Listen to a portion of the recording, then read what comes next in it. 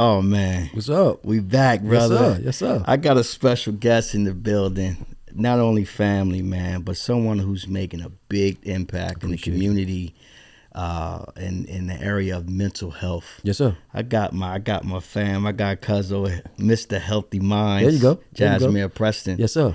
Thank you for coming, brother. I appreciate it. Man, we gonna do what we always do. I'm down. We gonna have a conversation and we gonna see where God meets us and shows up and give us something to say that may impact someone who may never meet us in life. Definitely. And allow the balance of finding God in all that we do. Yes. And I want to touch on a specific subject matter, brother, who you are, and a lot of people in our circle, an expert in. Okay. The area of mental health, man. Yes, sir. So I want to start off with you just, let people know who you are, what it is you do, and what led you to this particular area of focus. Definitely. First and foremost, I want to say, listen, your podcast, off the chain. Thank you, brother. Like, the aesthetics, everything that you have situated. Thank you, man. I saw a few, and I say, I hope I can bring the heat like Deuce brought the heat. No doubt. Because he brought the heat. So I want to make sure I bring the heat, but and be as authentic as I possibly can. For sure. But I want to say, again, my name is Jasmine Preston, licensed clinical mental health counselor, also known as Mr. Healthy Minds. My man. Yes, sir. So I have my own agency, which is a mental health agency geared towards and focused with dealing with individuals who have behavior health issues or challenges, I should say, which is Mentor Raising Mentors Behavior Health Services. Okay. I've been active with Mentor Raising Mentors since 2017. Okay. And we serve clients who are age 5 to like 65. So I have a range. I work with your 5-year-old, and we do some, play therapy and things like that, especially if they're having some challenges with paying attention or following directions, listening. And I also work with age 65, those who are having difficulty with adjustment, as we get up there in age, we're having difficulty with adjusting with life, we're getting towards the end, and things may be happening in your life where you need someone to talk to, you need someone to help you or guide you through the life process, that journey. Right. So I'm available. And in between, you have your life experiences, and I'm there for that as well. So I'm blessed to say that I've been contracted with about 3 schools. Nice. In Durham. Yeah. And I'm trying to get some in the Wake County area as well. Okay. But just fortunate right now. I have one therapist working with me. Good. Who I hired, and have a life coach also working with me as well. Good, so man. if you're into life coaching, I got that for you too. That's it. So it's being available and accessible to the people who definitely need help in our community. So that's what I do, man. Man, I love it, brother. Yes, Listen, sir. you out here making a real big impact. I appreciate you. And, off camera for years, we've been going into intimate conversation with one another about life, spirituality, relationships, money, building, business. Everything. So we've talked about a lot of things, bro. And one of the major things that you've taught me is the importance of mental health. Yes, sir. And strengthening your mind, Yes, sir. valuing your peace. And for a lot of people from our community, that's not a major priority. I have seen the awareness come up a bit here lately, but for a long time, a lot of us haven't, we be tough and suck it up and ignorant stuff, right? Ignorant. And we've been through some stuff where we just take it on the chin and keep moving, and we never reach back and try to heal or even understand what happened. Right. So what led you down this path, bro? Because it's kind of shunned upon, right? It is. And but you said not only am I going to embrace that this impacts our community, I'm about to dive in. I'm about to change this Head first. How did that develop, bro? Well, if I can be honest with you, I felt like, I'm not gonna say I was a troubled teen. Yeah. I think I did cause a lot of challenges from my mom. Right. And others. and others. Right. But so did I. Yeah, right. You know what I'm saying? We were trying to understand. You know what I'm saying? We were young. I come from a single parent household. My father was incarcerated, and my mother and my grandmother had the opportunity to, to raise me. What a blessing. And, as a man being raised by a woman, it can be a challenge. There's a little bit of resistance. I'm trying to grow. I can find my own way. And that's what I experienced growing up. And I want to touch on that too, as far as a woman raising a man. Absolutely. But I know we're going to get into that. But so I grew up in a situation where I'm on the street, playing around, messing around, and I became the combative youth. And when I got to St. Aug, and I want to say I was 2001, I found myself in 2002. I found myself getting connected with a mentor group. So I'm connected with a mentor group. Mentorship is huge. It was very huge, and I saw myself taking these young gentlemen out and taking them to the movies. At first, it was because it was called Paraprofessionals. Okay. So we would take them to the movies. I like that. Yeah, take them to the movies. I don't know if we were supposed to, but those are the things that we were doing at the time. But I'm gonna say this: even still, if we weren't supposed to do that, it was an experience for them.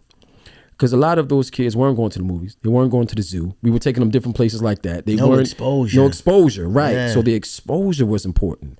And they, a lot of them came from troubled households, low income. So parents couldn't do that. And, single parent families. So they couldn't do that. So we offered the opportunity for them to go see a movie, for them to spend time with us. I took a lot of kids with me to St. Aug so they can see the campus and see college life, So now they inspired and like, man, I want to go to school too. I can do this. I can do this too. So I think it really started there for me. Right. And from there, I had someone close to me say, well, why don't you just become a therapist? Yeah, embrace it completely. You're good at what you do. You like the kids, as far as taking them out and you can connect with them. Because I connected with the children because I'm like, y'all remind me of me. Yeah. And that's what I did, man. I just, I went back to school, got my master's at Walden University. And I, was in the master's program for counseling. Love it. And studied, and I actually just dove in, man, as far as getting with an agency and starting therapy. Yeah. And it wasn't too much of a difference, if I can be honest with you. Okay. As far as being a therapist and a mentor. Okay. They're related. Right. They're not too far off. Yeah. Because what you're doing is you're being an example. Aside from adding the clinical, but you're being the example. You're showing a lot of these kids and some of the parents how to respond in situations where they may be overly stimulated or they need help with regulating their emotions. But you're also being the model, right? So you're giving them an idea of how do I respond in this situation? Yeah, how do I carry this out? And that's with a parent, and that's also with the children, because they face different challenges in life as well, in school, social drama, right? Conflict, problems with their academics, and sometimes their identity, who they are. Right. So just giving them that game, giving them the book knowledge as well as the experience that I had was very helpful for them. Yeah. But I didn't know, to be honest with you, I didn't know I was going to end up here. Wow. If I can be frank with you, let me tell you. My senior year in high school, and this is where God steps in. Okay, this is what I call the God factor. Okay, where you find something in your life where God shows up in a way that you never expected Him to, and then it plays back, and you figure, oh my God, that was God. Yeah, right. Yeah. So go ahead. As I got older, I started to realize and say to myself, this was God. As I got older, I didn't understand it then. Yeah, you were in it then. I was in it then, in real time. But as I got older, I said, oh, wow, that was God. So I'm going to go back. Okay. My senior year, I'm running around high school, acting up. My GPA was like a 1 point something. Boy, you sound like me. Struggling, boy. And then it got real, didn't it? Quick. Boy, you sound just like me, boy. I think that's like a 1.7. Yo, I always tell people I was like a 1.7, 1.89. Something ridiculous. Like, listen, something ridiculous. Yeah. I wasn't supposed to be doing what I was doing, right? And because my lifestyle would be come home from school, throw your books on the bed, we go outside. Yep. I'm out there all night. Then I come home. I'm on the phone till 2 a.m. And Then I go to school, but we wake up at 5:30. Something like that. Yeah, and then Yep. you're off to school. Yep. My thing was, I used to think I wasn't smart. So I never really applied myself. Okay. But it wasn't that I wasn't smart. It just was because I wasn't applying myself. Facts. You know, so I didn't take the time out to study. I didn't take the time out to invest in myself because I didn't believe in myself. Yeah. Right. So I'm hanging with a whole bunch of guys, and Probably felt the same way you did. probably felt the same way I did. Yep. And one day I'm coming out of my computer class, my typewriting class. This is Mr. Carmichael. He was teaching. He was the varsity basketball coach. So I'm coming out of class. I'm dressed up, and I want to say her name was Miss Behringer. I'm gonna say her name because it leads off in positivity, man. Facts. Miss Behringer. I want to give her props. Yeah. Because she saw me, didn't know me from Adam, bro, from Adam. Yeah. So I'm dressed up, and she said, "Excuse me," in the hallway. She said, "What's your name?" I said, Jasmine. She said, what grade are you in? I said, I'm a senior. She says, are you going to college?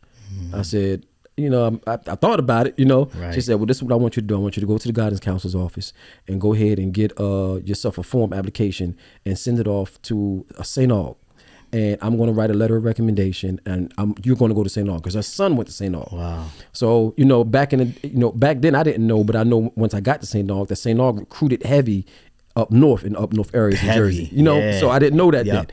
then. But I did the application, and she did the letter of recommendation, and I got accepted into St. Aug. That changed everything. So that changed everything. So that right there, in the beginning, I already know that part was God, like, because that had nothing to do with me. How right? did I even get this opportunity? How did I even get this opportunity? How did she pick me out of hundreds of these kids Facts. in the hallway? Yep. So, in the beginning, my senior year, around the same time, I got into a situation where a couple of guys who I knew, we had a little conflict, a little friction. Right. We got into a fight. Always happens. Yeah, always happens. And the people who I was rolling with, who I say I grew up with, they let me get jumped. So I don't know. I can't tell you what it was as far as, I don't know if it was fear. Yeah. I don't know if it was, I don't want to say jealousy, but whatever it was. Dare I say, that was another God factor There's another God factor. Right. There's another God factor. when you look back. When I look back. So they let me get jumped, because if that had not happened, I would have continued to do what they do, be out all night. Trust them. Yep. Right? Because I didn't want to go to college because I thought this was the life, right? Hanging out. I thought this was the life. Yeah. So you figure I have 10, maybe 12 guys standing on the side, and even one of my cousins standing on the side, right? And they watched me get jumped. That's now crazy. I ended up without a scratch on me. Still barking back. Didn't run. Yeah. Some of them was telling me to run. I'm like, I'm not running. Yeah. And the guys left, and I went to go get my cousin. Shout out to Quee. Rest in peace, Kyle Wallace. Definitely miss him. And he said to me, he says, yo, cuz, we can do this. Now I'm gonna let you know what's gonna happen. Right. You have an option. You have a choice. Either we're gonna get them, and you have to show them no mercy. So that Yep. means you gotta lay somebody down. Yep. Because if you don't do that, they're gonna come back for No you. question. So you gotta let them know off the rip. It's a ripple effect. Yeah, it's a ripple effect. You have to let them know that you're not playing. Yep. Off the rip. Or you let this die and you go to school And learn from it. and learn from it. Which one? Now he said, I'm going to ride with you either way. That's true. But which one do you want to choose? He gave me the option to choose, and he said, Jazz, you better make the right decision. Boy, God popping up in your life in every aspect. Popping up in my life, man, every aspect. Just to And have a conscious mind around you that saw, because where we come from, the duality. that that other option is not even usually brought into the equation. No. Because most people equate that with being afraid. Right. But what he was saying was actual strength. Right. But go ahead. Right. So it's actual strength in that, No right? doubt. So it wasn't To a thing do of nothing. Right. That's strength.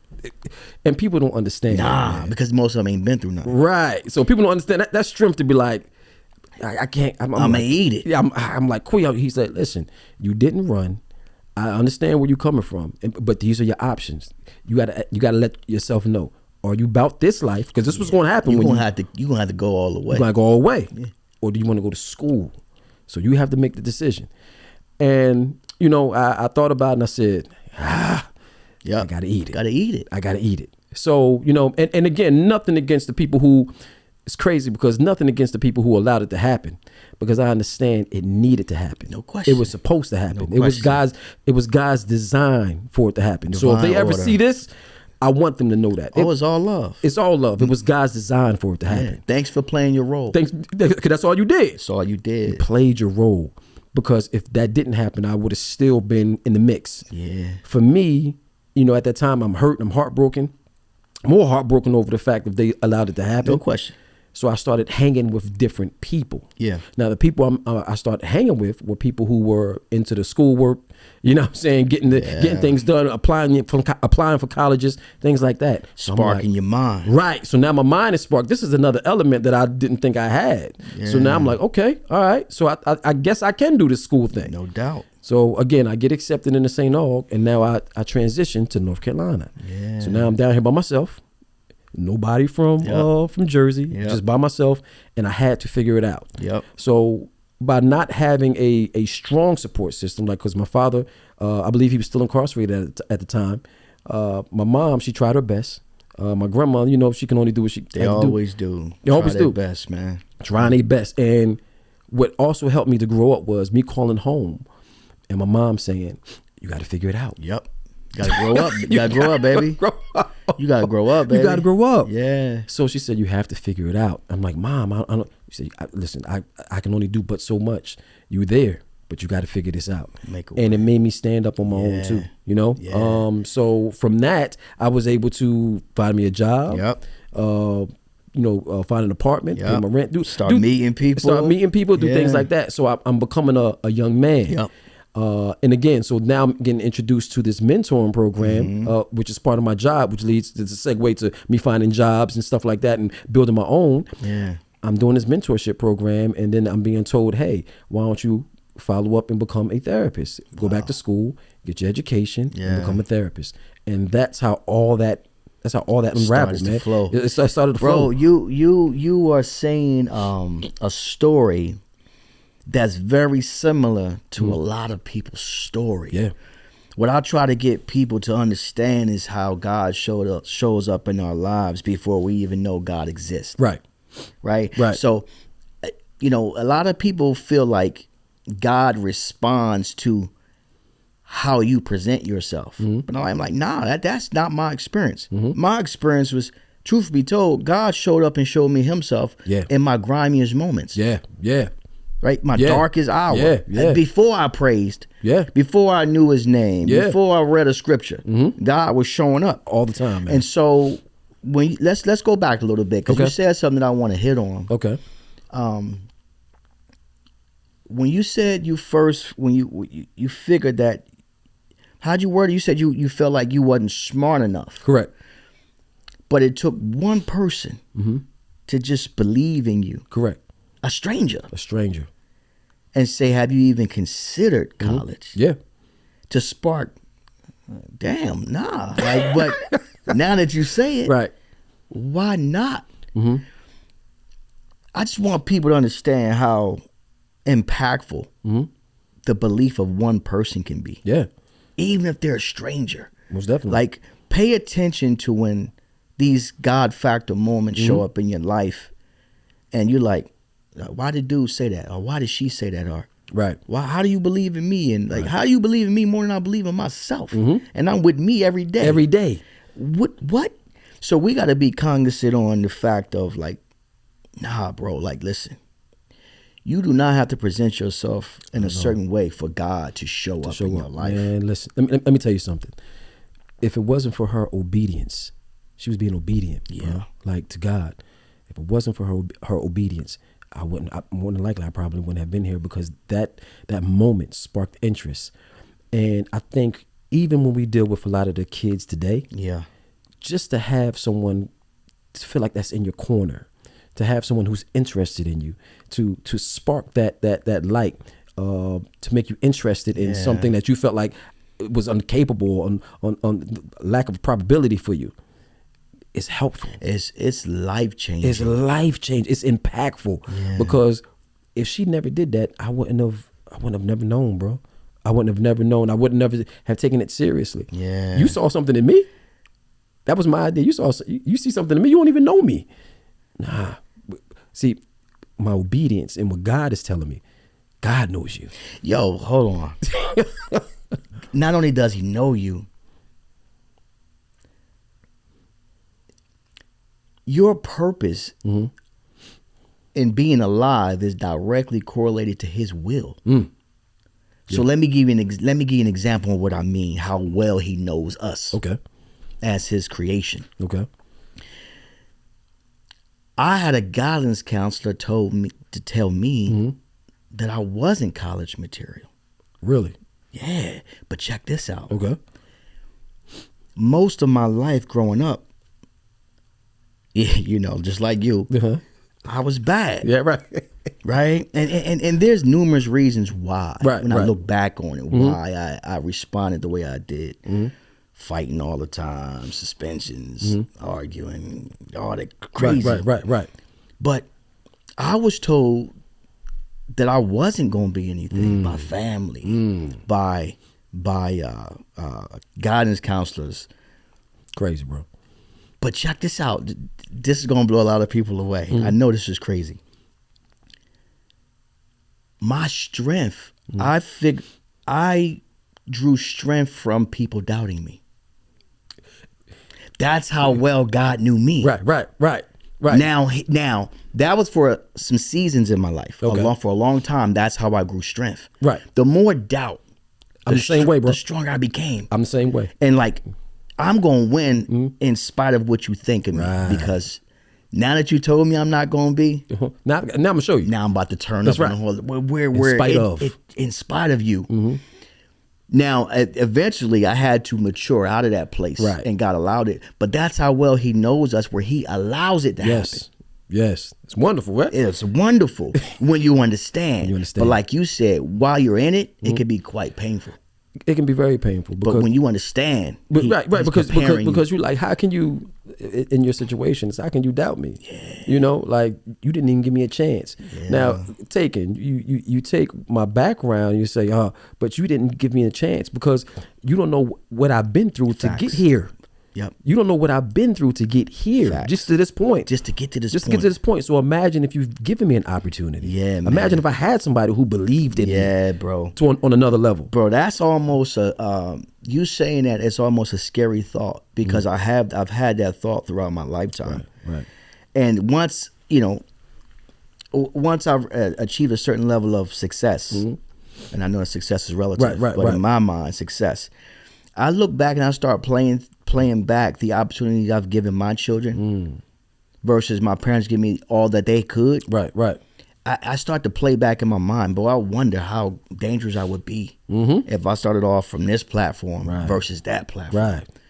Because I look back on it and I'm like, man, all the times I was told I wasn't going to be anything or wasn't going to amount to nothing.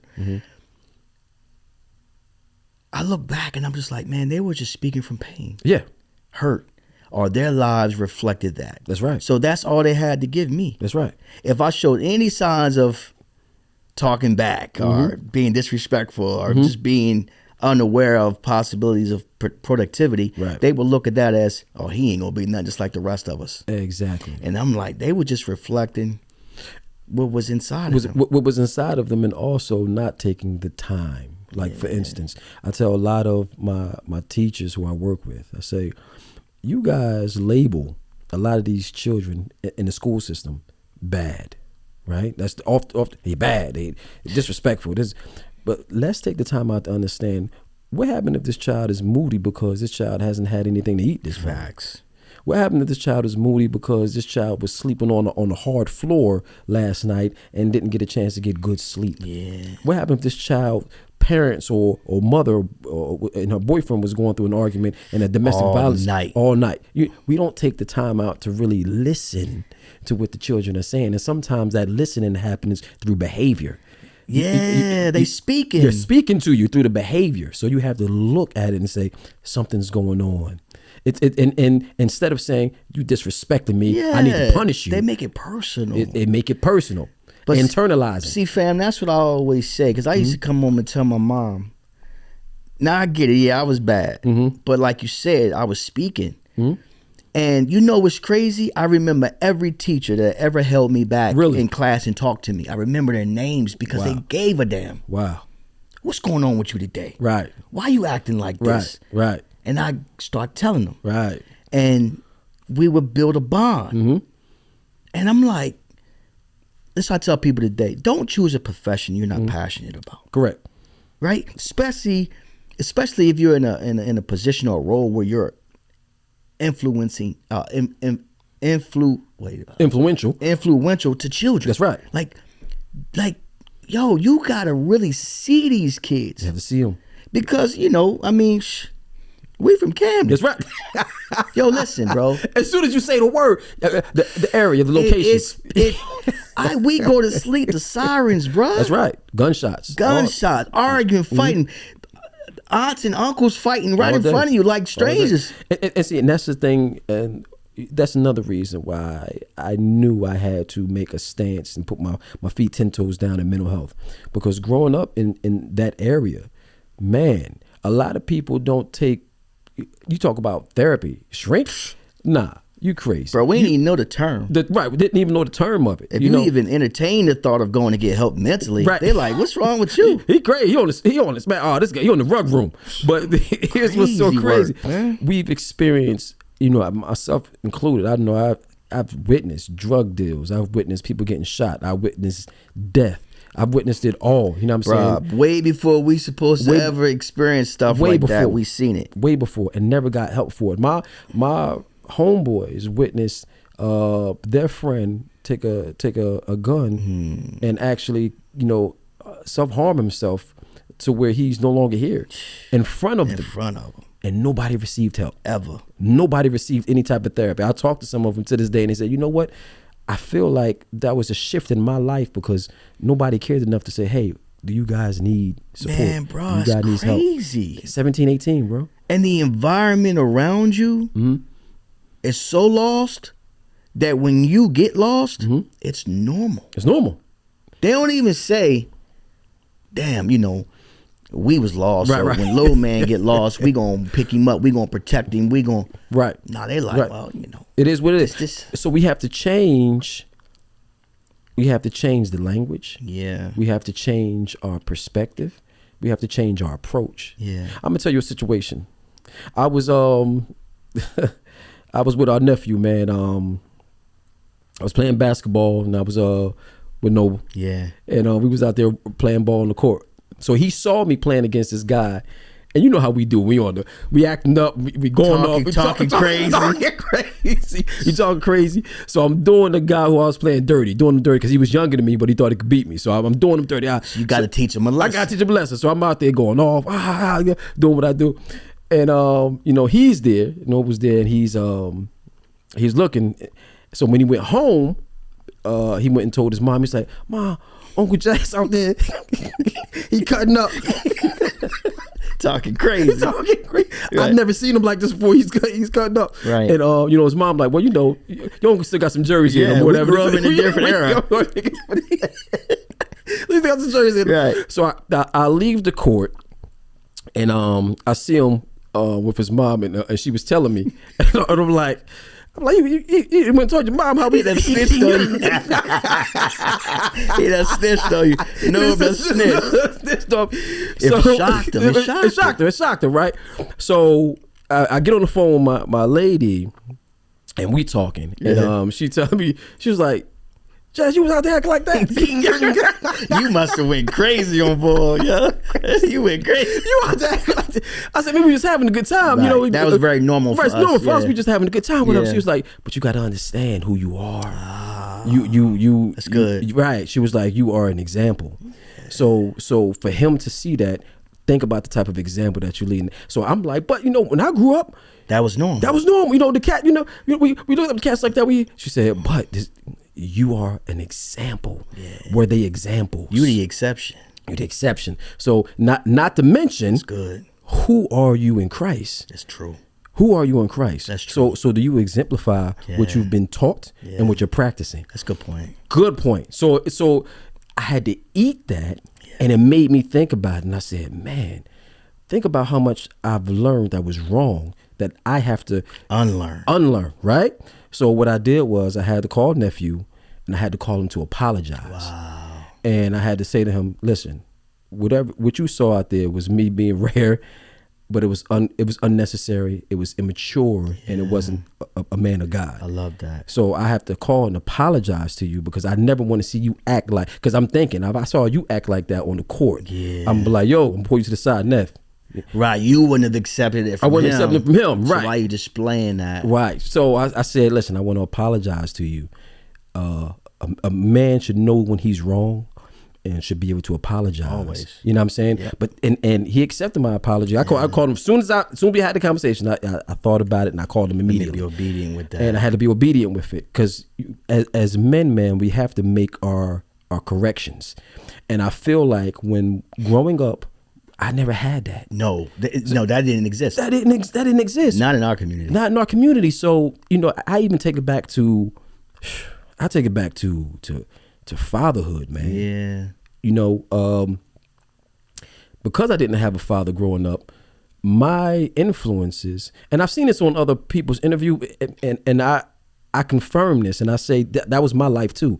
My influences and the people who I looked up to were the Carl Winslows. Oh man, Theo Huxtable, like Uncle Phil. Phil's. So these were my examples of what fatherhood was like. So what I would do was I would take pieces of their personality. That's right. How their characteristics, how they work with their children, how they talk with their children. Yeah. I'm gonna tell you honestly, I got to be as authentic as possible on here, man. Because that's who you are. This feels like home. Yeah.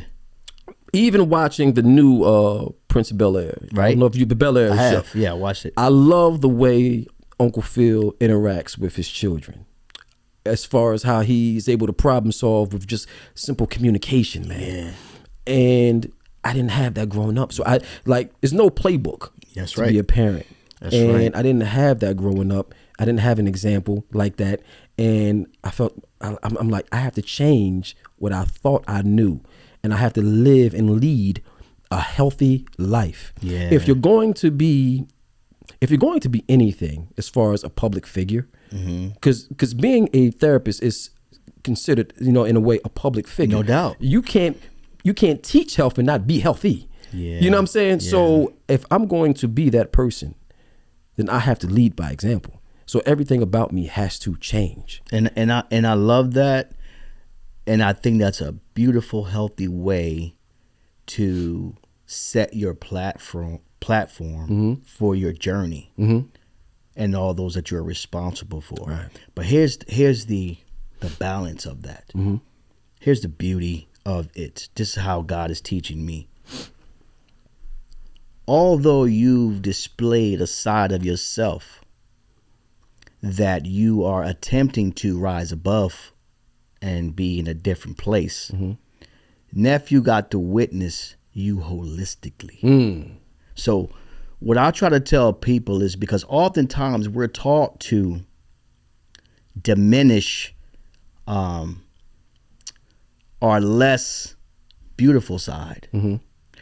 But it's because of the less beautiful side that we are self-encouraging ourselves to become a better version of it. Right. So him getting to witness that Uncle Jazz is a human.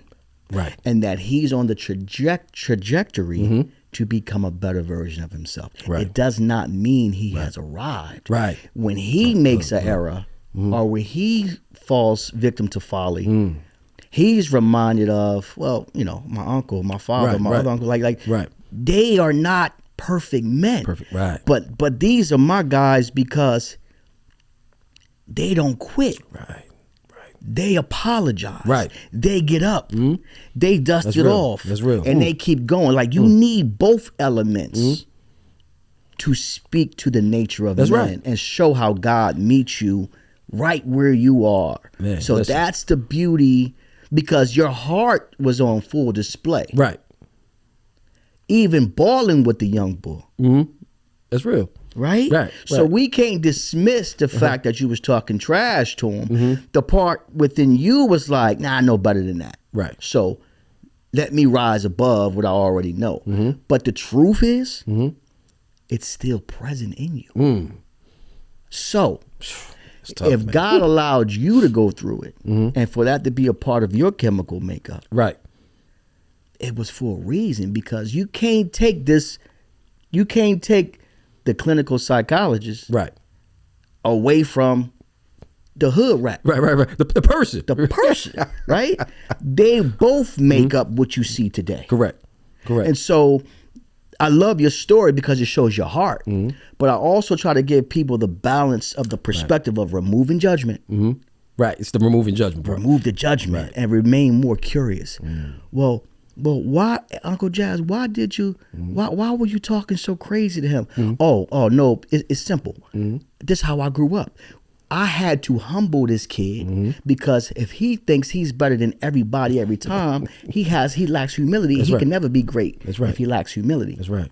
So my goal was to belittle him as much as possible to make him realize that your potential is here, but you can't see it if you're in the way. That's right. And this is how we came up. That's how we came up, It's right. I'm not making it right. I'm just telling you my experience. Correct. So one beautiful thing about you, you've always possessed the ability to articulate your feelings very well. I try. You have a gift, and me and you share that gift. Yes. We have a natural gift of communication, or what I like to call effective verbal communication. Yes.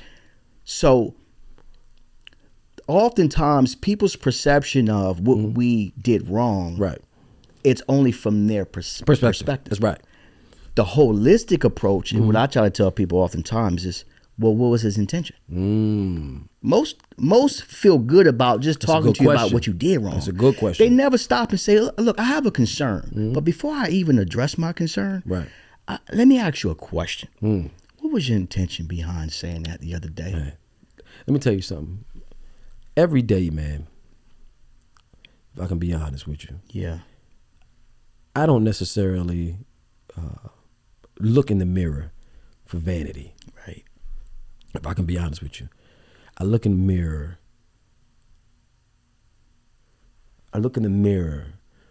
For transparency. I love it. So I'm in the mirror. And give me a moment, man, because I'm tearing up. You do your thing, brother. Sometimes you have to reflect on who you are, where you want to be, how far you've come. And I look in the mirror and I ask myself, how far have you come? How much more are you willing to shed to be the person That you say you want to that be. you said you want to be? Oh. And it can be challenging at times, man, because you have life, you have situations. Yes.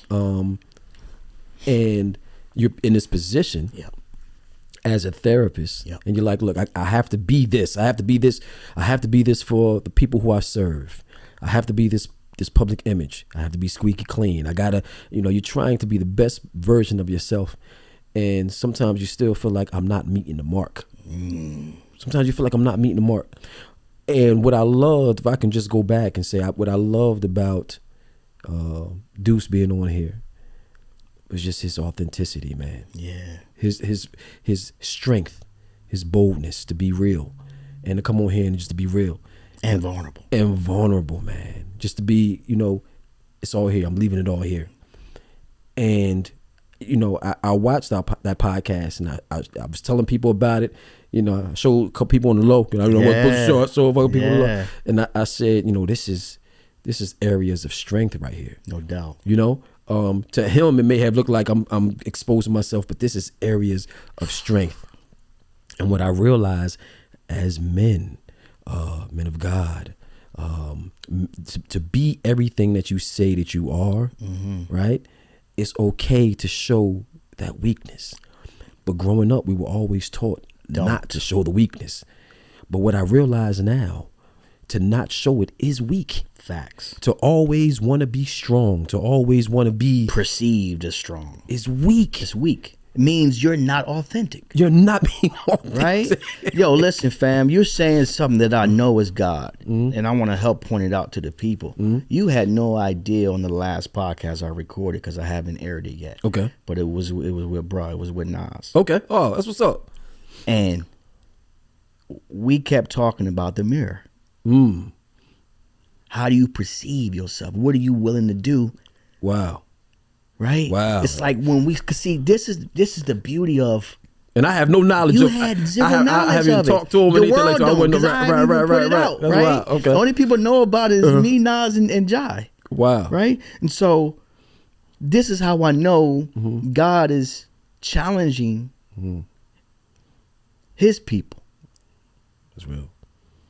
on being who you say you are. Yes. And what he keeps showing me is being who you say you are has nothing to do with perfection. Nothing. But the world would have you to feel like Right. if you proclaim to be a therapist, if you proclaim to be a CEO, if you proclaim to be a man of God, you got to be on the you got to be the one on the hierarchy. That's Yo, right. bro, listen, don't let nobody fool you into thinking you got to be of a certain ilk Right. to be who you are. Yeah. Right. Right. Bro, can't nobody replace me, man. I'm me. That's everything that comes with me, bro. Right. I'm still challenging every area of my life. That's right. Right? That's right. But what is the intention of the heart behind the man you want to judge and crucify? Correct. What is his goal? Yeah, you might catch me cussing you out. Right? So now I can't talk about God. Right. Is he not God? Am I not angry? Have I not grown up in an environment where cussing was my first language? That's right. Do you understand what it took for me to get to the ability for every word not to come out my mouth to be a cuss word? Do you know how long that struggle has been? So you That's want growth. Bro, you have no, and that's the problem. When people get into the area of judgment, I'm going to say something I know is going to be very controversial. We was running a house one day at the height of this whole Diddy crap. Okay. And it was all over the news. Yo, the boy Diddy, wow, he got oil bottles everywhere. I'm talking about everybody was going in on him. Everybody. And I'm talking about the jokes, the memes, the news, That was crazy. social media. And you know what God was saying to me the whole time? What do you say? When you make the perspective of others your standard, look how quickly it could be taken away or shifted. Wow. Don't you ever get caught in that. Wow. Look, yo, he was the man. People forget that. He was the guy. Diddy was Look God. how now they crucifying him. Every angle. I'm talking about they, almost like, everybody. I hate to use a yeah, nothing's all. Yeah, right. Yeah, but they are tearing him to. And I'm like, yo, but look how fast they turn on you. So what I'm saying is, while everybody or perceived everybody turning on him, all I kept hearing is, that's you. That's you. Real. That's real. People are quick to get in line and crucify the one in the spotlight, Yes, they are. but most could not handle the weight. How many people you think would take their own lives if they had to change shoes? Where your personal life is on display. I'm talking about intimate personal life, and I'm not even talking about the crimes he's committed. I'm just talking about the violation of whenever people. So in other words, if your worst moments in life I couldn't handle it. were in the public eye, Some people, bruh. some people would end it all. And so that's what God was reminding me, because we're so quick to remove ourselves from the person. No, we're one, bro. We are. What you do to the least of them, right? Yeah. So what I'm trying to tell people is, man, listen, above all things, be authentic. Be authentic, and that's where that was a problem of mine. As far as being authentic, because I was always afraid to, in a way, be authentic because Okay. to be judged Because of the judgment. because of the judgment. Like you said, if I have a slip up, if I make a mistake, it's immediate judgment.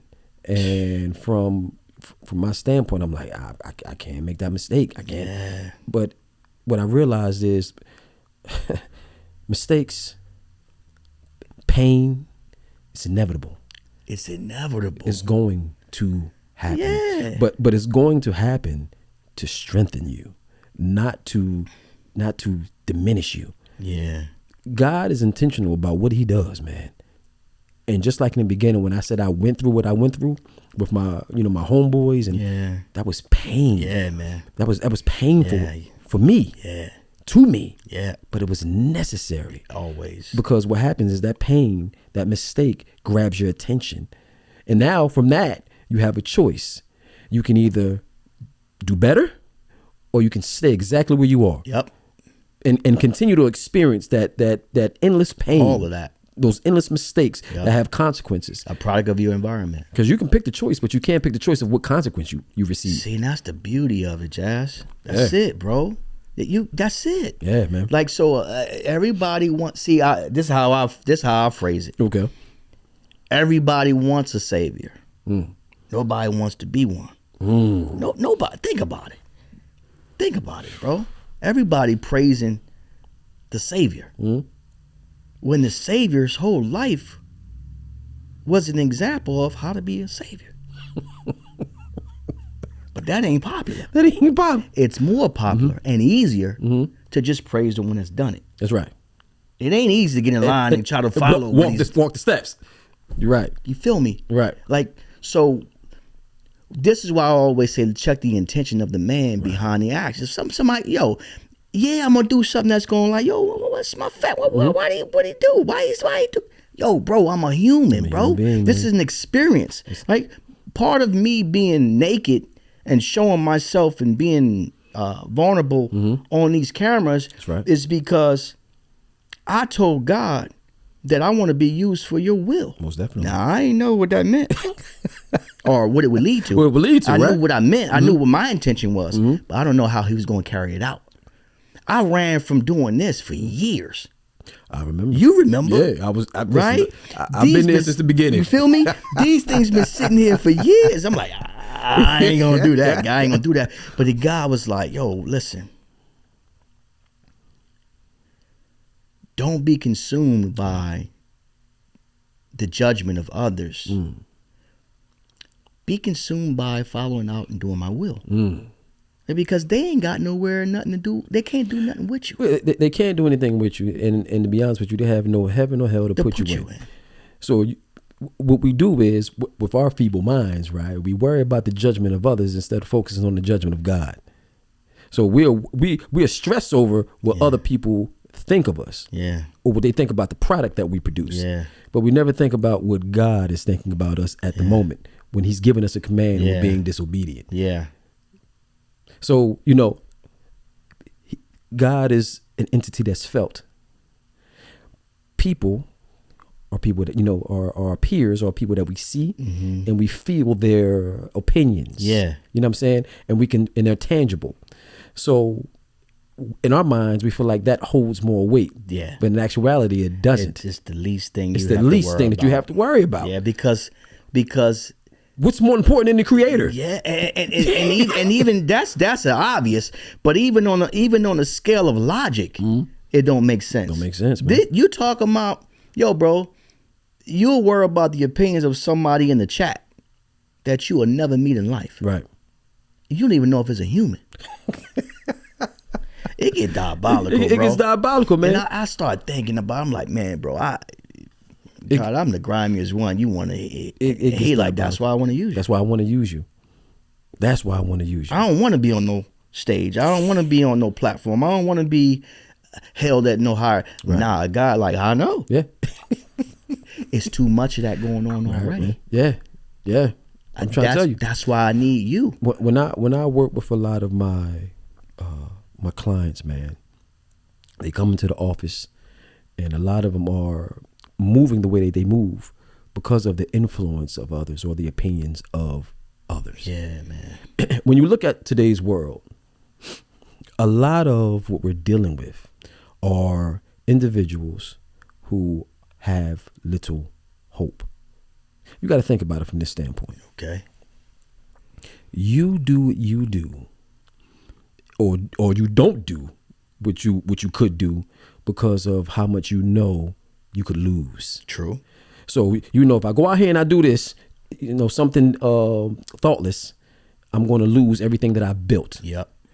So my hope is to continue to keep doing the right thing so that I can continue to grow what I have. But a lot of these young kids feel like they don't have anything to grow from the beginning. From the beginning. So they act the way that they act. That's yeah. You feel what I'm saying? They make the move off of, or the choice off of nothingness. I don't have anything anyway. So I'll blow your brains out. You out of here because I don't have anything anyway. I'll go to jail. Damn, man. I experienced this. I experienced that because I don't have any sense or source of hope. Yeah. My future is dim. And what they do is they just follow each other down that path, man. Generation after generation. Generation after generation, man. Man, you said something earlier in the conversation when you was giving some backstory on your life that I thought was very instrumental. I want to bring it back up because the level of impact, exposure. Oh, man. Like I can remember when I moved from Camden to North Carolina, Warren County, North Carolina. And I think back on it and I say to myself, that move literally saved my life. Yes.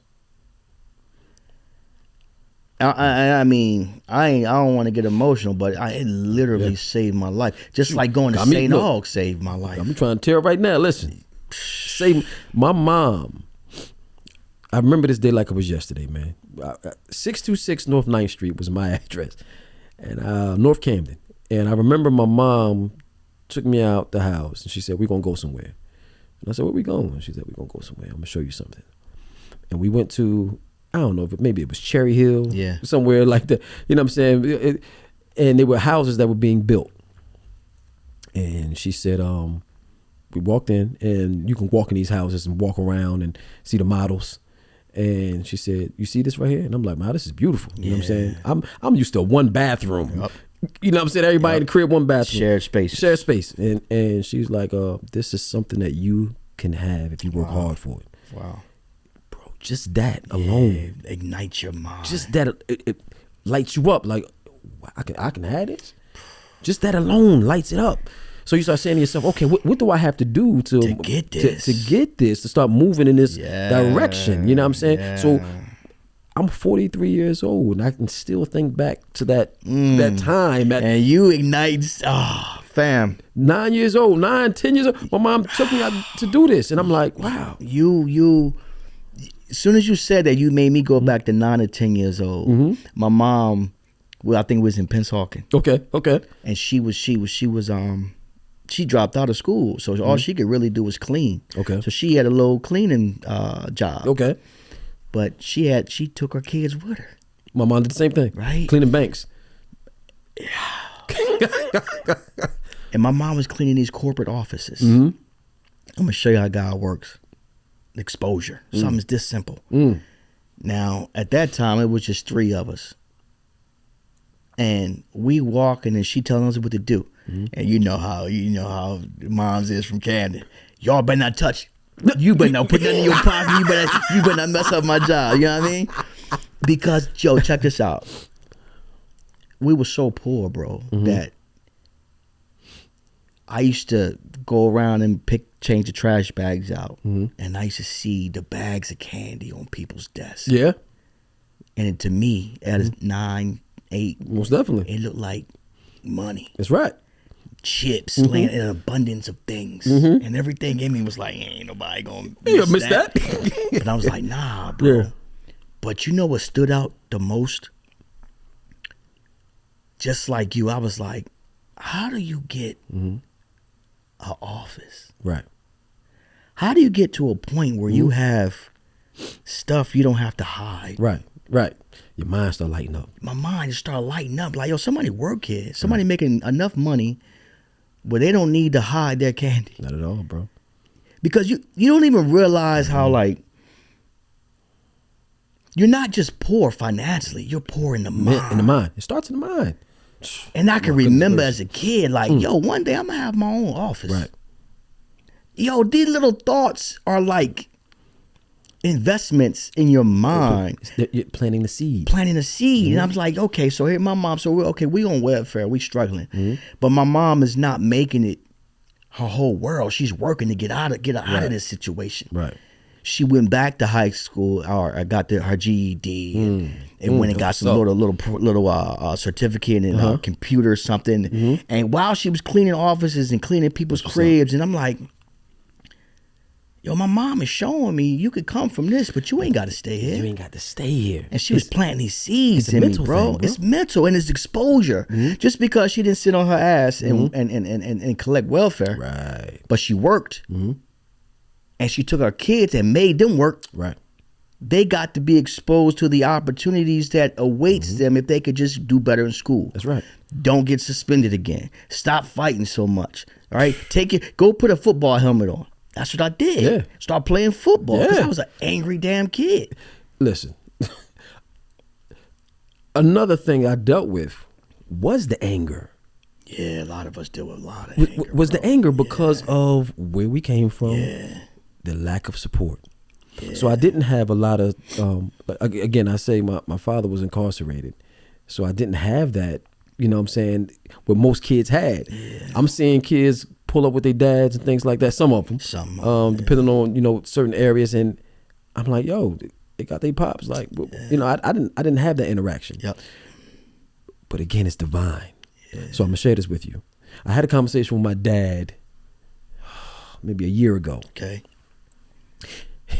It's like, I gotta work, man. It's like, I gotta work.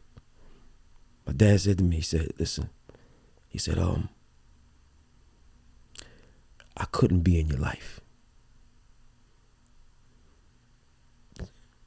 He said, I couldn't be in your life. He said, because if I was in your life, you wouldn't be who you are today. I promise you, he said that. He said, if I was in your life, you wouldn't be who you are today because of my influence. It goes back to that influence again. Because of my influence. Would have tainted you. You would have been doing the things that I was into at that time. So I had to go to prison. I had to be there. So you could be free. So you could be free, man. If he would have stayed out, I realized that I would have inherited the intergenerational trauma. No question. No question. Yep. I would have passed that down to my children. I would have been a replica of what my father was. Probably worse. Or worse. Or not even here. Yep. So for him to be a man and say that. Aware of that. And say, I know why I had to be where I, not just because I made selfish and mistakes in my life, but because God knew where you needed to be. That's a fact, bro. God, and you know what, Jazz? Sometimes the love expression is abstinence. That's deep, bro. Sometimes me avoiding or being away from somebody is because I don't want the worst to come out. Like, that is my expression of love. That's real. That's real, bro. And oftentimes, bro, a lot of people don't realize the dude or the man that they look up to today, the sacrifice he paid to present to you the example you see. Right. Like, you paid the debt of an absentee father so that your baby girls didn't have to go through it. That's tough, man. Right? That's tough. And so one of the things I will always praise my father for, because he wasn't around most half of my life. He was around, but he was in and out because he had a double life. Gotcha. He had a wife, kids, doing his own thing, Right. and my mom was just a little young jump off. Right. That's just the truth. Right. But the one thing about him, when he saw me and my older brother was turning to the street, my mom begged him. She was like, you know, John, we gotta get these kids out of here. We got to. She knew. She knew. She was in the street. Listen, the streets swallow Heavy. you up. She was in the street, heavy, and he from the street, Right. So he was like, and he exposed us to a new life, bro. Brought us to North Carolina, And I never looked back. Well, I straggled the fence a little bit. You know how that go. You got to get adjusted. Yeah, I ain't even gonna get into all that, how crazy that was. But that exposure, bro, changed everything. So oftentimes, bro, just like you said, like your pops had the awareness of, yo, if I enter back into my son's life at this point, me being honest, authentic, and saying, nah, I'm not a good look for my son. Right. I love him. Right. But I got too much to deal with to present that right now. Like I love him enough to stay away. And for my father to say, I'm going to relocate y'all to a whole nother state and give y'all another shot at life, because now this whole time he telling me I ain't going to be nothing. Wow. But he's showing me he believed in me. Right. Right. Makes just sense. by making that jump, by making that leap, man. You know what I mean? He put his heart, he put his money, and he put his faith in the hopes that we would turn our life. And sure enough, right? That's all I needed was a chance. Oh my gosh. And so, but so the amount of time your father spent in your life was what you needed. My dad coming back into my life at the time he came back to my life is what I needed for the individual journeys that we were going to be on. And you're right about that, because it also produced evidence of, right?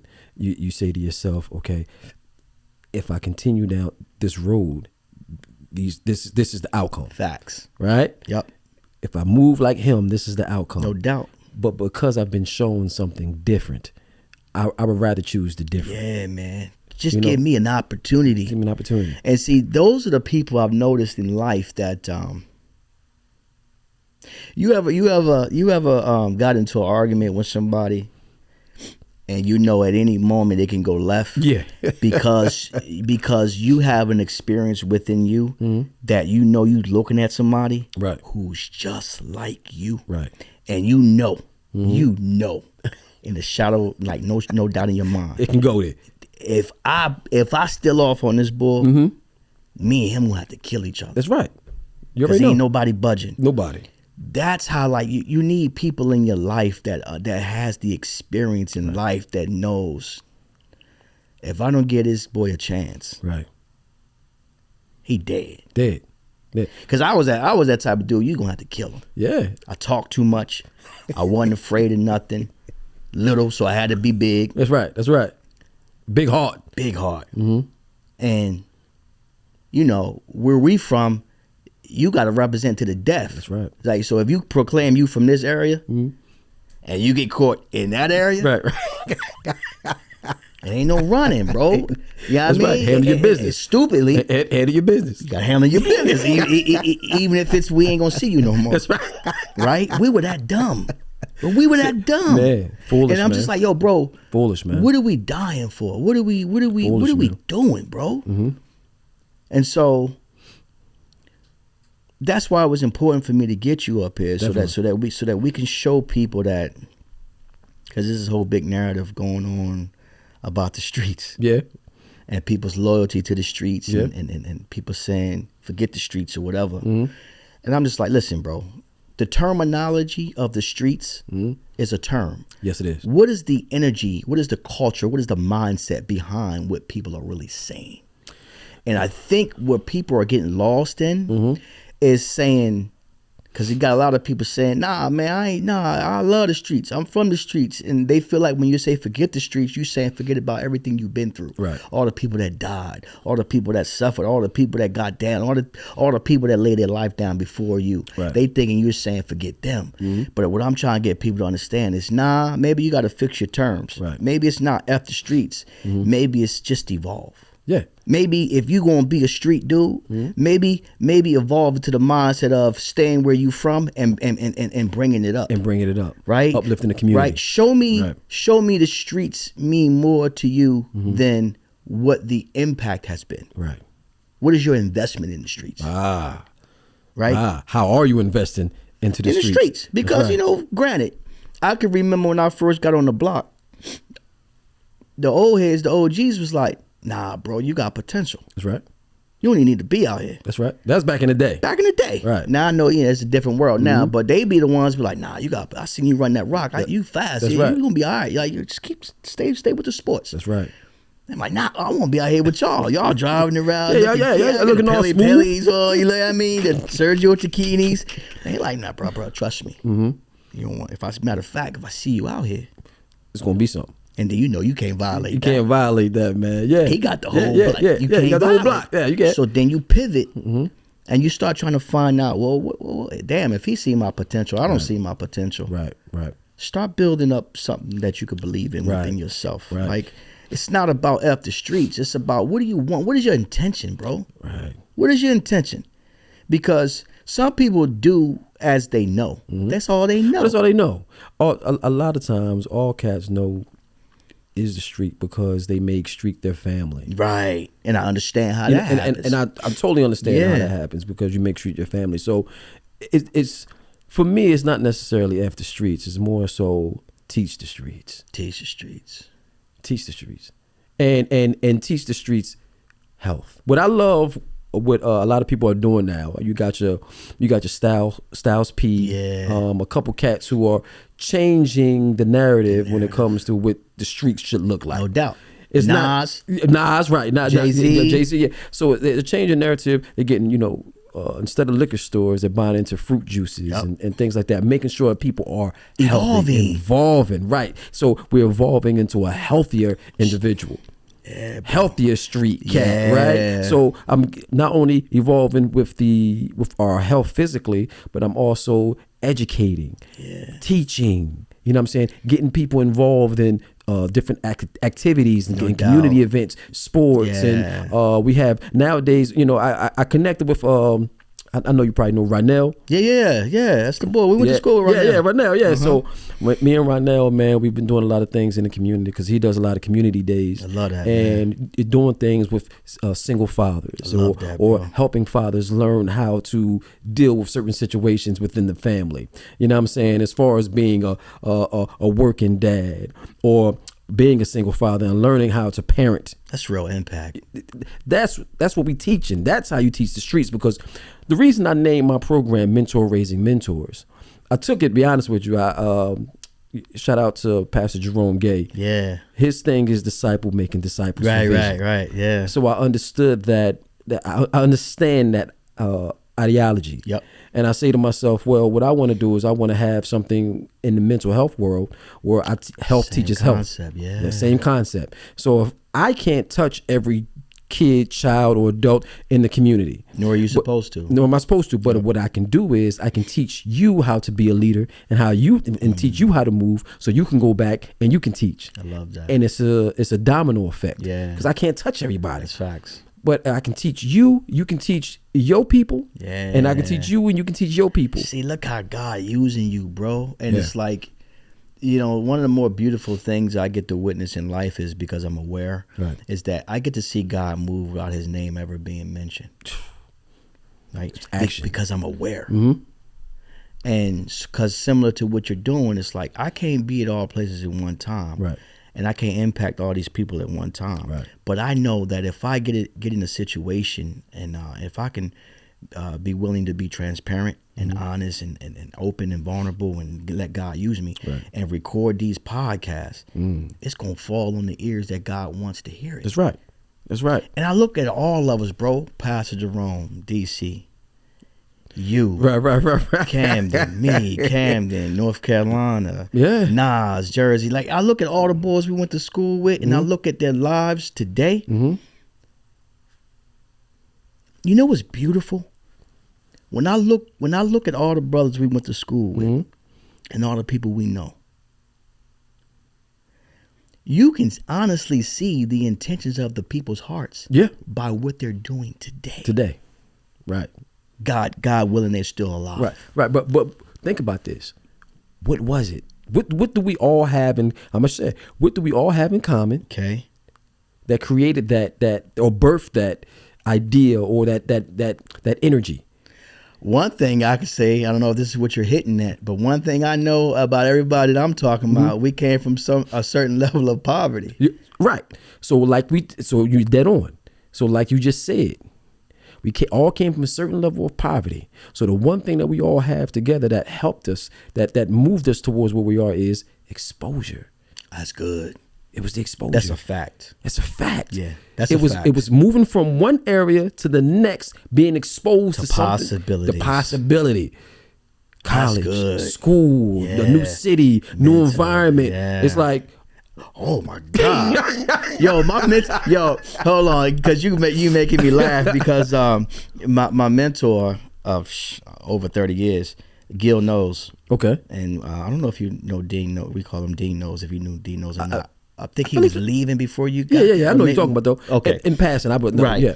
He used to tease me all the time. I can't remember the statue of who it was, but it's this statue, this famous statue of this brother who did something in civil rights or the movement. Okay. And he had this veil over his face, Okay. and he used to always tease me. It's like, that's you, because you in the darkness, brother. You don't know nothing. Like you That's what just you said, you were dark. yeah, you in darkness. And he would joke about me because of how far we've come, how much he had to teach me, and where I was mentally, and what he was, and we joke about it. But what he was really saying was, because you were exposed, that veil is no longer there, it's lifted. Right. That's And I'm saying that because, for one, I had a mentor who was like a father, still like a father. Okay. And I'm looking at my peers, my people that I went to school with, where we from, and what our intentions is to leave the earth better than how we found it. That's right. That's real. That's good stuff. And the importance of mentors. And I'm just like, I'm blown away, man, because like I know, there's been situations where we ain't supposed to be here. Correct. And it don't take one. It only But I'm takes- talking about multiple situations. Multiple. So you're like, yo, not only did God show me love, he showed me favor. Favor. Like, I'm going to make sure you don't die. That's early. right. Because there's something that I need you to do. Something I need you to do. So, and I want to give you and your beautiful and lovely wife a shout out, because that's why I started my program, this summer program. And I want to give you guys a shout out because you believed in me. You made a significant contribution, and we were able to use that contribution to actually create exposure for a lot of the kids who went. Praise God. man. So a lot of your viewers don't know that Yeah. I do a free summer camp. You sure do. Yeah, so I do a free summer camp, and you are allowed to come. We provide lunch. Yep. We give. We have it's a therapeutic summer camp.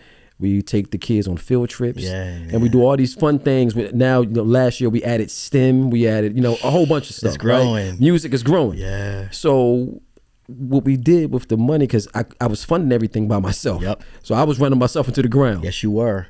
And Yes, you I are. truly appreciate you guys answering the call, because you guys were able to fund that, and we were able to. I got school buses and able to take them to the museums and things like Yeah, that. A lot of man. the kids never had been to some of these places, Shit. taking them bowling, things like that, just doing a lot of things. I really wanted to take them to the beach, Yeah. but I didn't have the time. Next level.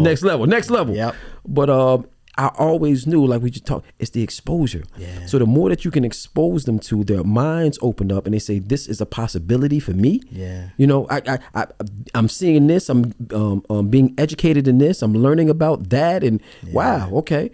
So it opens up your mind. It opens up the pores to where you say to yourself, "Okay, I can be more than what I think I am." Yeah, man. And I want to shout y'all guys out Hey, and bro. thank y'all, man, because those kids, man, if you Yeah. can see the life on their faces, Yeah, man, bro. they appreciated every moment of it, man. Bruh, thank you for saying that, but it's not even necessary, because we are we believe in you so much that if we had access to more, we'd have poured more in. I mean, I appreciate that, because man.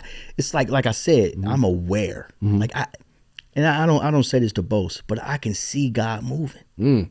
Like I'm talking about, I can see God Right, moving. right, I ain't right. even trying to be extra spiritual. Right. This is a fact. Right. And so that was nothing. Like it was just do that. But I want to thank you, bro, because people don't understand how important it is to be in position. Bro, Like you gotta be in position, bro. gotta be.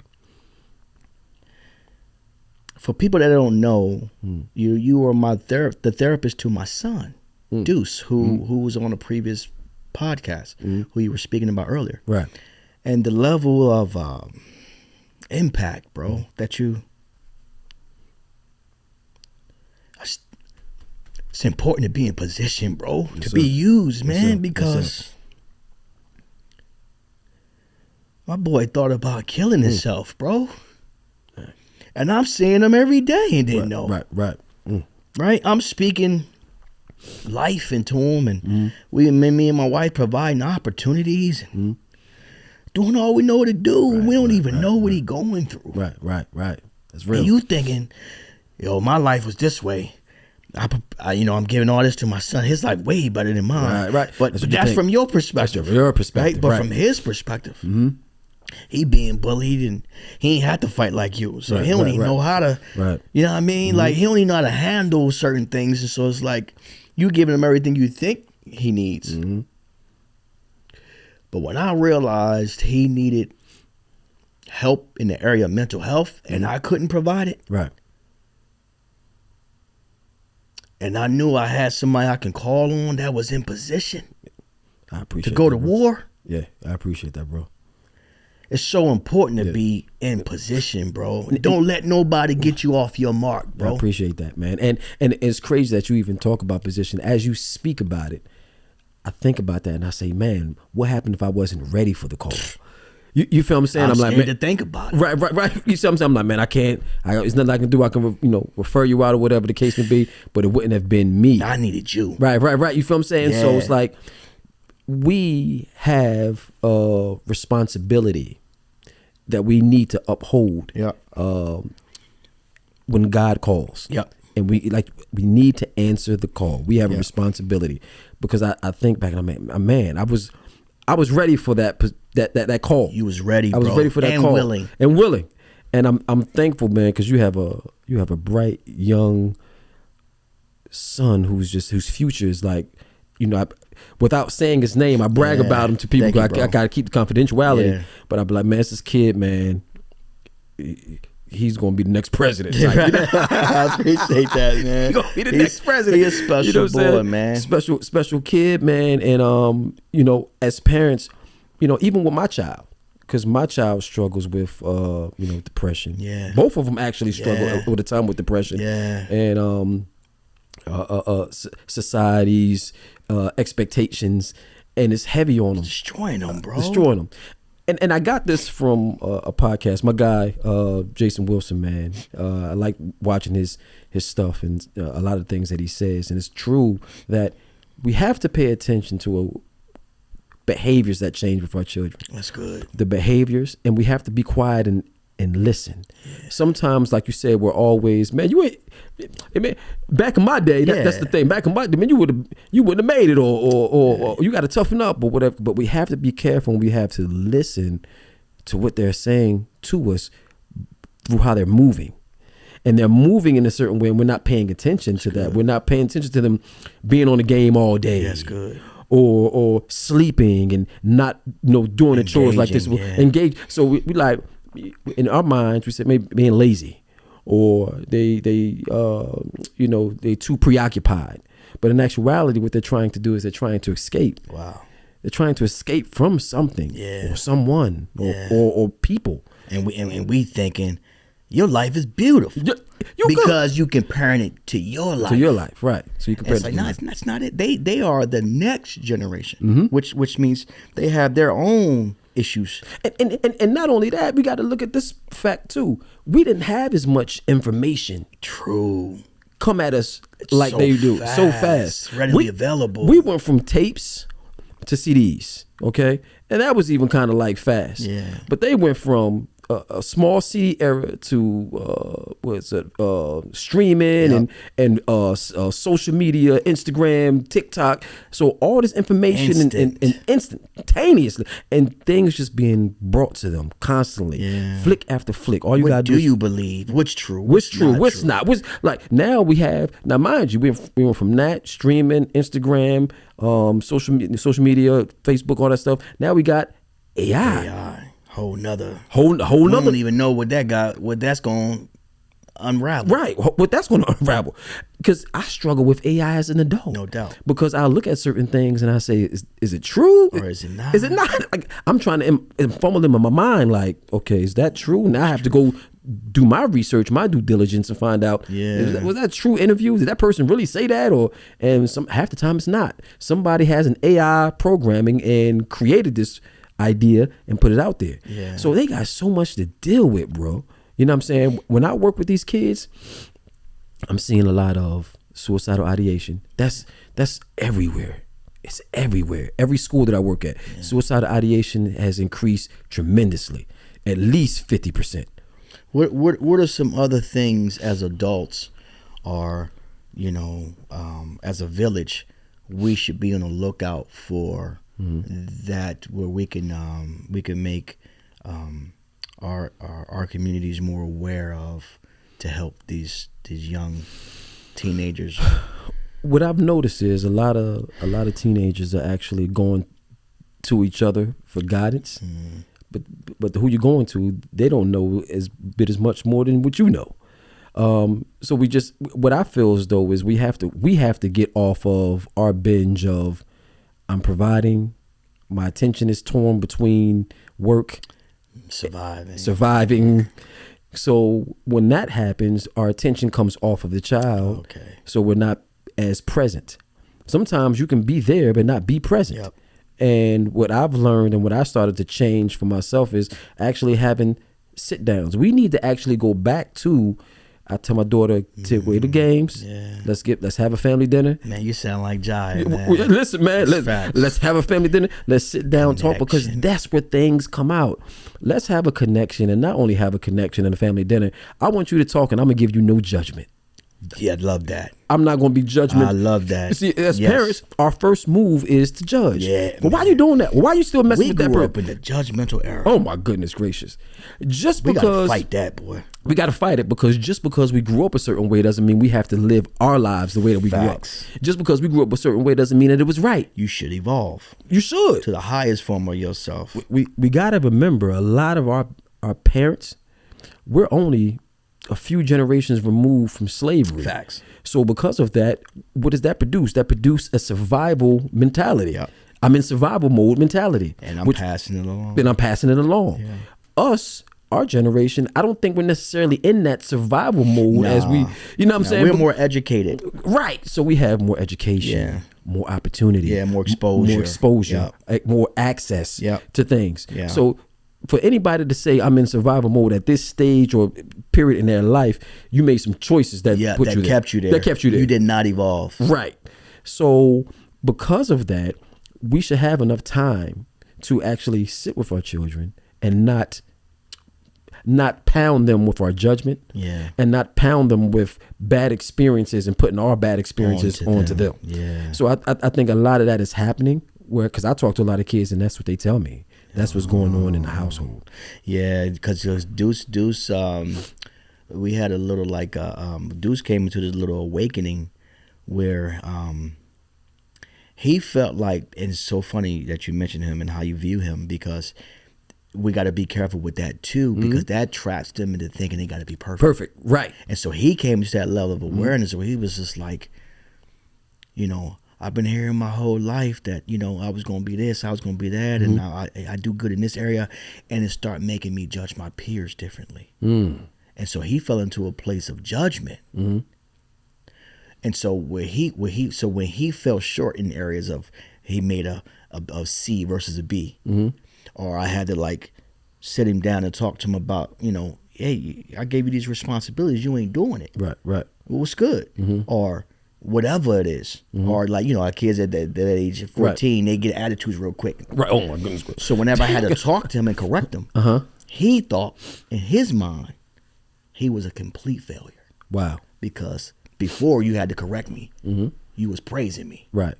And as long as you're praising me, I'm doing amazing. Right. But whenever you have to correct me at any cost, any level, I'm nothing.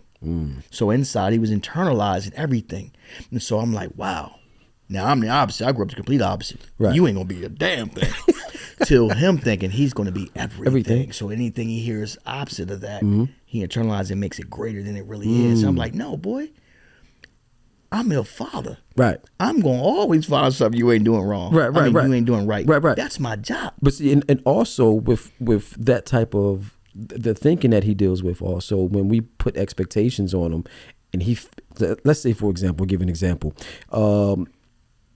You say, like I said, man, you're the next president, and then he goes and gets a C. And then he says, well, I'm not meeting the expectations. Yeah. Oh, I'm not meeting expectations. Then he come down on himself. Yeah. But in those situations, man, what we have to do is we have to allow them to be human. And I say to you, hey, man, just be human. Did you try your best? I'm not going to judge you, but I'm going to ask you, did you try your best? There you go. And if you can make an assumption or come to a conclusion and say, well, you know what, Dad, I didn't study hard enough. I could have did X, Y, Z. Okay, well, son, next time you know what you need to change. Facts. And you try harder. That's it. Good. Healthy. I'm not judging you. I'm not putting you. I'm asking you. He already knew the truth. You already know the truth because you already do. It's and already that's in good you too, because something God was challenging me on. I grew up in a very intense household. Okay. My mom woke up with an attitude. I'm talking about angry all the time. And now I figured out later in life why she was so angry, because of her life. Right. And now she's just projecting. Right. But what I have to catch myself is, I find myself angry for no reason. Think about it. Because that energy was just transferred. And I have to catch myself. And sometimes I go to my kids, I'm like, the way I came at you was a little intense. Right. My intention was pure. Right. I'm really trying to help you in this area. Right. But I came at you a lot more with intensity intensity, than was necessary, because it's still in me. Right. And so Dad's still fighting through and unlearning some of the ways I was raised. Most definitely. And so I don't have a problem saying that. So I like some suggestions I make when I'm in intimate conversations with friends and family, and they ask me about parental advice. Like you said, open, honest conversations with no judgment. Right. And also be okay with telling them that you fell short in this area. Most definitely. And be transparent with them. So Listen, they can see you're human. one thing I've learned to do, if you see this, I'm glad that you say that you are willing to learn. Yeah. Right. So with this is a bottle. And I live my life with an open bottle cap. Okay. Because when you live your life with an open bottle cap, you can pour into that bottle. So much to where it'll overflow. Right. Right? So now you're gaining more information, more experience, more resource, more knowledge. When I have that, I'm able to pour it into you. Wow. Right? Yeah. But if you live your life with a closed bottle cap, Right. the only thing that's in here Is what you got. is what you got.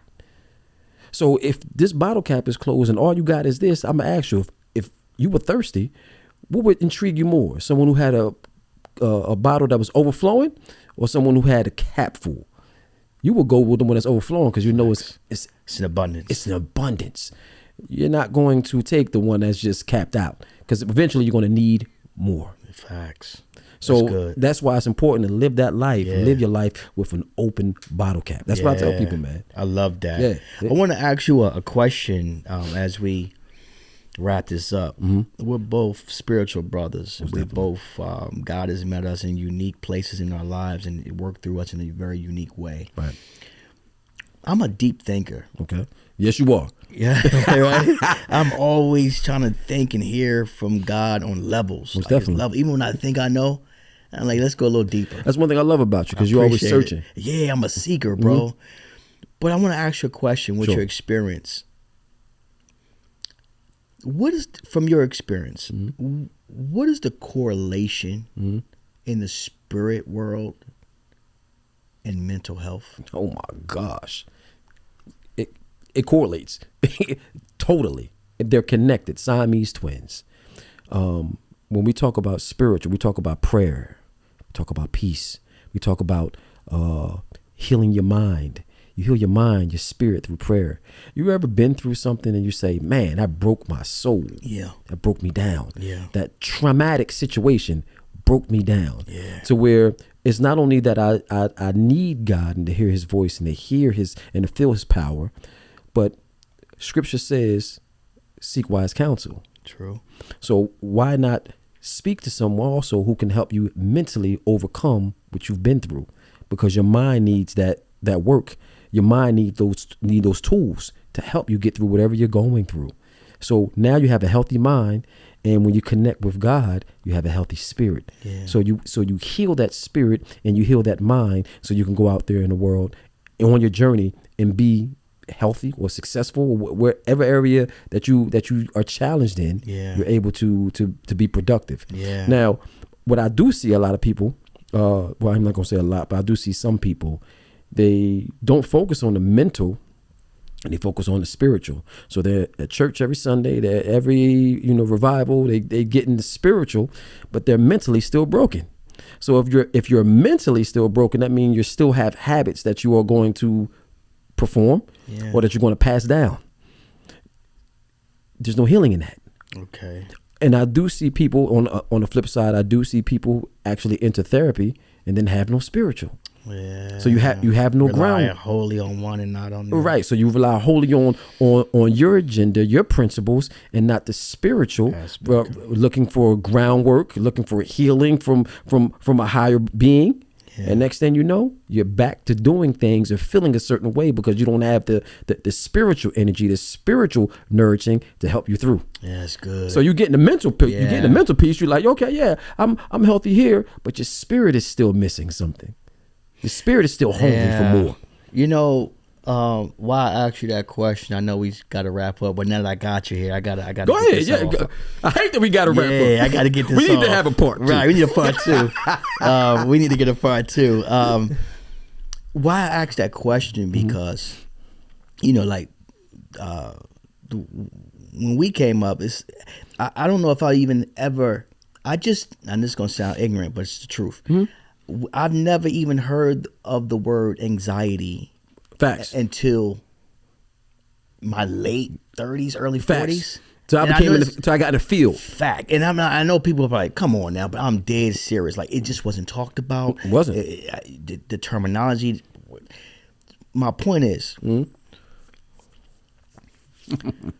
when my mother transitioned 5 years ago, in this past May, she transitioned in 2020.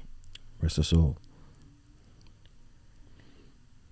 I experienced mental health from a perspective where I couldn't run from it. Does that make sense? Right. Like it's like I can't run from you, bro. Yeah. Right. When certain things are going to happen in life, where it's unavoidable. Correct. And when it happens, if you're not prepared, right. I was teetering on the brink of losing my mind. Correct. And I'm a spiritual person, so I don't separate what I go through from spirituality. Gotcha. It's inclusive. So my question always was, of course we know our parents have to transition. That's the natural order. Right.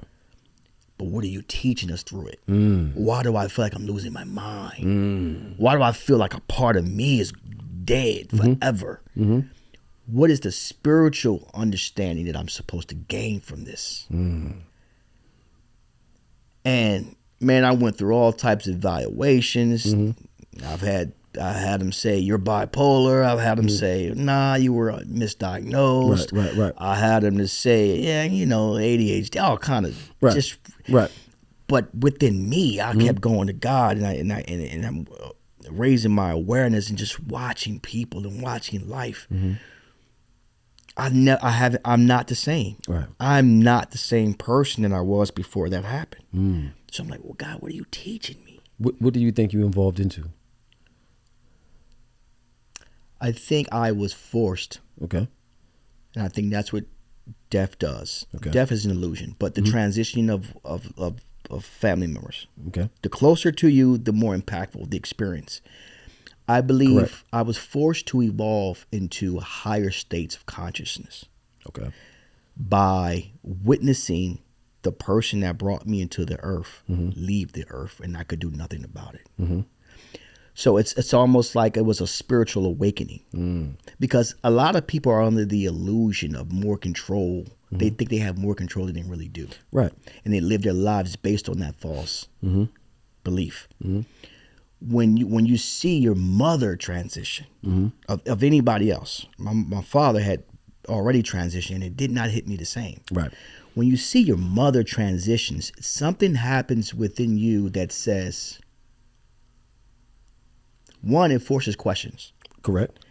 It forces you into the idea of a life after death. Because for me, which I already believed, but for me, I refuse to believe that my mom leaves here and goes nowhere. Correct. I refuse to believe it. So Right. it forces you into a place of, Right. I'm gonna give you something good on this too. okay. Okay. And so ultimately though, to like bring it home, it made me face my own mortality. Correct. Yes, it does. And what God helped me to understand in that is, and this is beautiful. This is beautiful. That's what I'm feeling right now. Take your time. When you lose a person who's so close to you, you realize you only had them for a moment. Right. It's weird, right? Okay. Because it's like here today, gone. It's like, That's a real statement. You only had them for a moment. One. Two, it makes you also realize that you on deck. That's right. So what God helped me to understand was the importance of your life today is the same importance of your life tomorrow. Correct. Take advantage of the moment, because this is like, take away the fear. It forced you into the place of fear. Yes, it does. And so you have to conquer it or dwell in it. Let me tell you something, bro. And I accepted it. I've evolved to a place of where I try to be more present. Yes. I think about leaving more often. Right. I think that's healthy though, because it's not in a bad way. Okay. It's just like impact. Right. What do I want to do before I leave? Okay. Because you know it's going to happen. And then it also made me understand that it kind of put God, like, you hear that he's infinite. You think you understand it, but you understand it a lot better when you trust him with someone that's no longer here. Man, let me tell you. What if I told you? I'm going to tell you something. I'm going to give you my experience. Okay. What if I told you that you've always been on deck? Facts. So Yeah, facts. it's never been a thing of, mom passing and God rest her soul. It's never been a thing of mom passing and you understanding that or realizing, but you've always been there. True. So because you've always been there, something that I think that we need to also need to talk to our children about. Okay. Right? Is that preparation. Okay. Because you don't want them to have that same Losing their mind. like you had. Experience. Because we are all on That's deck. good. That's good. We are all on deck. Okay. You know what I'm saying? Okay. So, and I say that because, Lord forbid, but I can go before my mother. Facts. Yeah. How are my children going to handle that? True that. If I didn't prepare them with the tools to Okay. understand, the only thing you're experiencing is a life cycle. That's all this is. It's a life cycle. Pass, children, pass, children, pass. Like, that's all it is. Life cycle. We're all going to die. Yeah. It's inevitable. It's part of life cycle. I'm going to die. You're going to have another child that's going to be part of that family, part of our family. You going to pass. That child's going to have another child. That's all it is. Yeah. It's life cycle. Coming to grips with it. Understanding and coming to grips with it. Now, I recently had extraction from my wisdom tooth. Okay. And they had to put me in anesthesia. Uh-huh. So they say, breathe. I'm breathing. Now, first I'm not feeling anything. And then they breathe. And then I took another deep breath. And next thing you know, Gone. I'm out cold. Yeah. I felt nothing. Yep. Nothing. I don't even remember when I was out. Yep. When I woke up and I came to, and I'm like, okay, I'm back And I said to myself, once I got down from off the anesthesia, for real, you know, I told my partner, I said, yo, I know what death feels like. She was like, huh? I said, I know what that feels like. Because if you read your scripture, they tell you when you're gone, you don't even. It's an instant. It's an instant. Yeah. You don't even feel it. It's a peace. It's a calm. So I know what death feels like. It's so peaceful.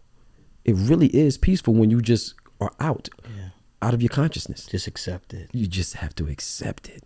Now, what you do with your time while you're here is important. Yeah. Because we're always on deck. Yeah. So as long as you remember that I'm always on deck, I don't have time to waste. That means everything that I do, everything that I say has to be intentional. Everything. How I move, what I do, where I go, who I talk to, what places I'm at, everything has to be intentional because I am on deck. God. And at any given time, I can go. Yeah. But I'm going to be at peace when I do. And I want my family to be at peace when I do because they need to know that you are too. That's it. So what are you going to do while you're here?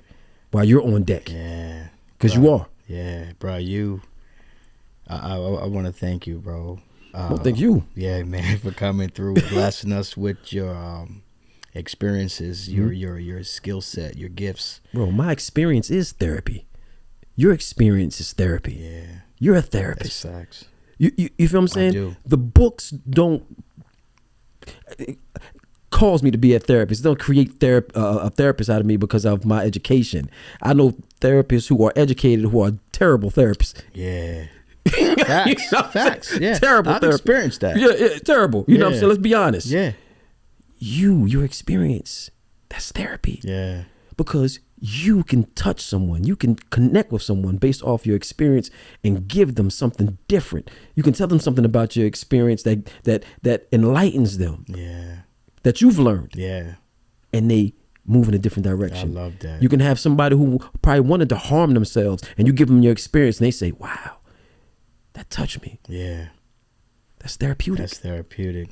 This podcast is therapeutic. It's therapeutic. Look, you see what I'm saying? Yeah.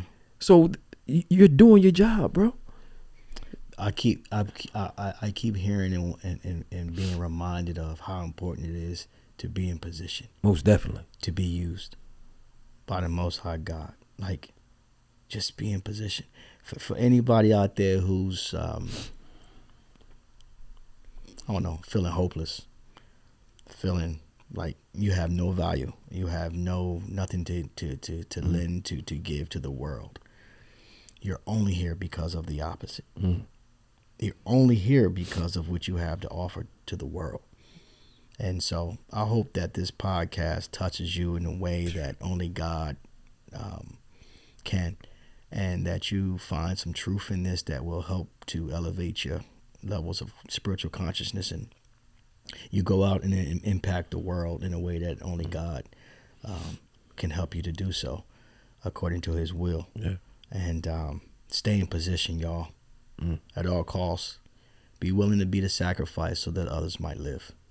And because of that, when you do ultimately have to leave here, you should be able to go in peace. Most definitely. Thank you, bro. Thank you, bro. That was awesome. That's it. Thank God. Yes. All right. We out of here. We out.